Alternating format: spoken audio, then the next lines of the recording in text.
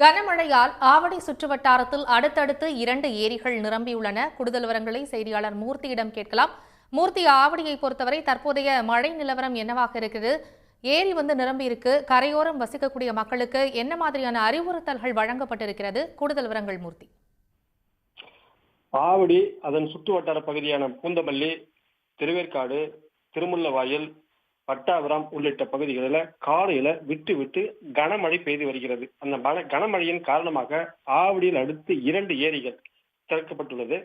ஆவடி பருத்திப்பட்டு ஏரியிலிருந்து வினாடிக்கு 150 கன அடி நீர், திருநின்றவூர்ல இருக்கக்கூடிய ஈசா ஏரி அதுல 50 கன அடி நீர் முன்னெச்சரிக்கையாக நீர் வெளியேற்றப்பட்டு வருகிறது. ஆவடி பருத்திப்பட்டு ஏரி, திருநின்றவூர் ஏரி முழுவதுமாக நிரம்பாத நிலையில் முன்னெச்சரிக்கை நடவடிக்கையாக நீர் வெளியேற்றப்பட்டு வருகிறது. இந்த நிலையில 150 கன அடி நீர் வெளியேறுவதால் அந்த காவாய் பகுதியில எந்த விதமான குடியிருப்பு வாசிகளுக்கும் பெரிய அளவுல பாதிப்பு எதுவும் இருக்காது.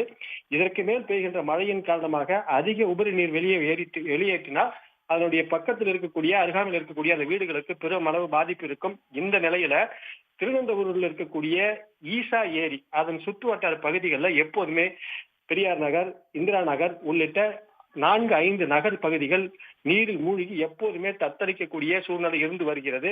இப்போதும் அதனுடைய பாதிப்பு எதிரொலித்து வருகிறது. மாவட்ட ஆட்சி நிர்வாகம் அதனை தலையிட்டு துரிதமாக நடவடிக்கை எடுக்க வேண்டும் என்று அந்த பகுதியினுடைய பொதுமக்கள் கோரிக்கை விடுத்திருக்கின்றனர்.